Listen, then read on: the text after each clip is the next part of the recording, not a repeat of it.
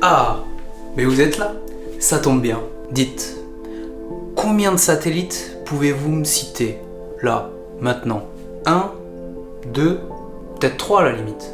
Eh bien, cette question, je l'ai posée à un panel de 50 personnes à travers le monde et j'ai eu des réponses pour le moins surprenantes. Je vous montre ça dans un instant. Et à la fin de cette vidéo, j'ajouterai les 3 satellites les plus populaires au décor derrière moi parce que ça a l'air encore un peu vite pour l'instant. Allez, c'est parti.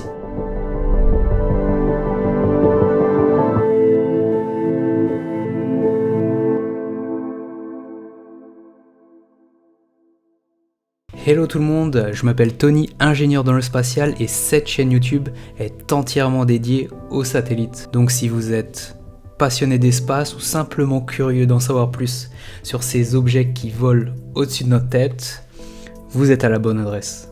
Alors dans cette vidéo, par satellite, j'entends bien les satellites artificiels créés par l'homme et pas les satellites naturels comme la Lune.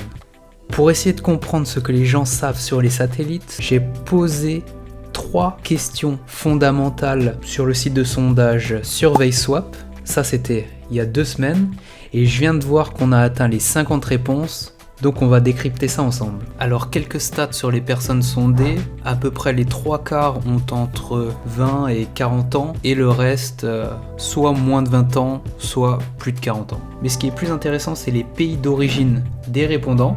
Dans ce cas-là, on a 17 nationalités avec une bonne proportion d'Américains, de Brésiliens et quelques Français et Britanniques. Mais je pense que ça devrait donner une bonne variété de réponses et ça, c'est ce qu'on veut. Donc maintenant, on va passer à la première question. Mais un satellite, ça sert à quoi? Alors si on regarde les réponses une à une, on n'aura pas fini de sitôt. Donc ce qu'on peut faire en premier, c'est générer un nuage de mots. Comme ça, les mots les plus fréquents vont sortir du lot.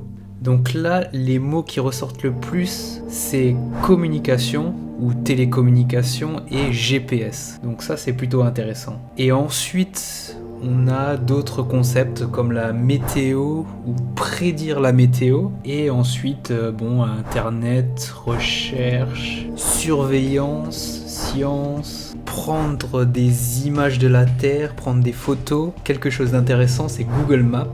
Et je trouve ça super intéressant parce que en fait, ça mixe un peu 2 idées par rapport aux satellites, l'observation de la Terre et la navigation avec les systèmes comme le GPS. Donc c'est super intéressant que les gens pensent à Google Maps. Après, il y a les autres concepts aussi comme l'astronomie, envoyer, recevoir des données, les collecter ou alors transporter l'information. Tout ça, c'est un peu aussi des synonymes. Ça nous donne une première idée des réponses par rapport à cette question. Et ce qui est aussi intéressant, c'est que la plupart des sondés pouvaient donner 1, 2, voire 3 concepts, mais jamais vraiment plus. Et c'est en prenant toutes les réponses qu'on retrouve à peu près tous les services des satellites au final. On peut passer maintenant à la question phare de cette vidéo. Combien de noms de satellites pouvez-vous citer ? Donc dans l'élan de la première question, qui a été pas mal répondu, on pourrait se dire il y a pas mal de satellites cités, non? Et après tout, on a plus de 5000 satellites qui orbitent la Terre actuellement, et il y en a encore plus qui ont été lancés en 60 ans. Ça fait un bon paquet de satellites. Pour analyser les réponses de cette question, j'ai créé un petit graphique qui montre les satellites dans l'ordre des plus cités au moins cités. Et la réponse la plus citée à 52%, roulement de tambour, aucune idée. Même si les répondants savent plus ou moins à quoi servent les satellites, dès qu'on creuse un peu, ça devient moins évident. Et c'est précisément une de mes motivations en créant cette chaîne, de pouvoir populariser un peu plus ce sujet qui est un peu méconnu et pourtant très passionnant. Allez, maintenant on passe au vrai numéro 1, the number one, avec 20% de votes en sa faveur. Un satellite qu'on peut reconnaître à sa sphère métallique d'à peu près 58 cm, c'est pas très grand, avec 4 antennes radio. C'est un satellite pionnier qui a ouvert l'ère du spatial, Sputnik.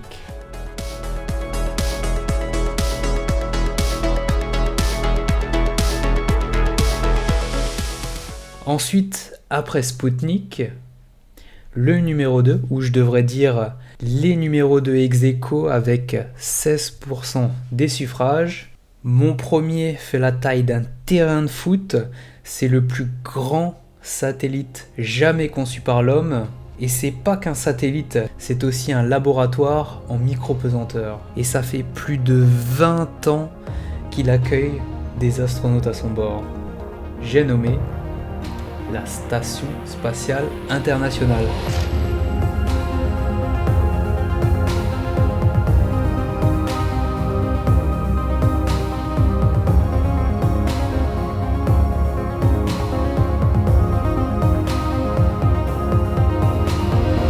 Le deuxième ex aequo est aussi un gros calibre comme l'ISS.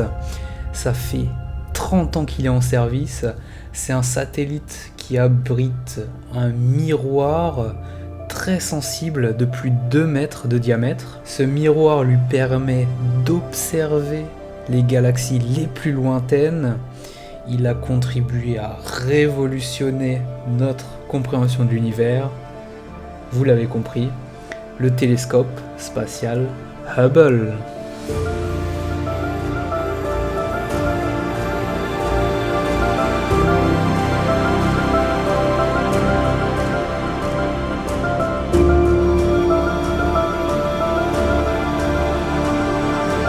Et enfin, dans la même thématique, on a son successeur en 3e position avec 12% des voix. Il a été lancé il y a un peu plus d'1 an au moment où je tourne cette vidéo, mais il a déjà créé un sacré impact. Et je parle bien sûr du télescope spatial James Webb.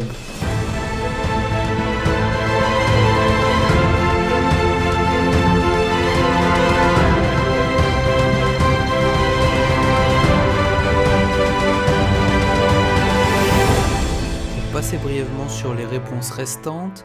Après James Webb, on a Sputnik 2 et Sputnik 3 qui ont été cités. Et oui, parce qu'il n'y a pas qu'un seul Sputnik qui a été lancé. Ensuite, on a les fameux satellites Starlink d'Elon Musk, avec pas moins de 3500 satellites en train d'orbiter la Terre actuellement. Puis des satellites de navigation avec GPS et Galileo. Le premier satellite américain Explorer qui a été cité seulement par des Américains. Et dans le même contexte, on a le premier satellite indien Aryabhata qui a été cité que par des personnes d'origine indienne.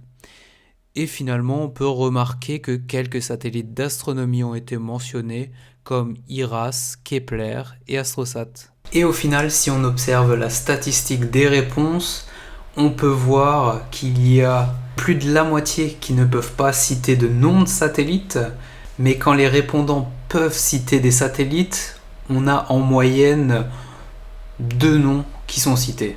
Donc c'est plutôt pas mal. Et les meilleurs candidats ont cité 4 satellites, mais pas plus. En bonus, j'ai posé une 3e question aux répondants. Bon, une question un peu piège, je l'avoue. Pourquoi un satellite en orbite, eh ben ça tombe pas?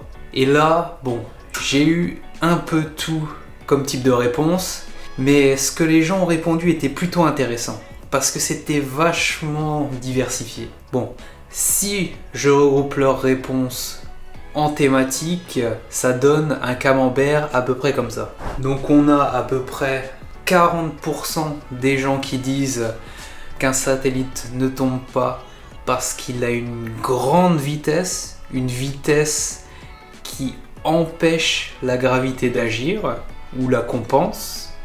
Et près d'un tiers des personnes interrogées disent que le satellite, en fait, il est trop loin, donc la gravité ne fonctionne plus, n'agit plus sur lui. On a eu d'autres réponses très intéressantes qui proposent la force de centrifuge, comme dans les montagnes russes, la force centripète qui agirait dans ce cas-là vers le centre de la planète. On a la force ou le principe d'inertie, la première loi de Newton. Et enfin, j'ai compilé un peu toutes les réponses du type c'est la batterie du satellite, c'est sa technologie, c'est son moteur, c'est ses propulseurs. Donc j'ai regroupé tout ça dans les 11% de propulseurs. Et donc vous voyez, ces réponses sont très diversifiées. Et vous, que pensez-vous? Quelle est la bonne réponse? Quelle réponse est mauvaise? Quelle est la meilleure des bonnes réponses? Parce qu'il peut y en avoir plusieurs.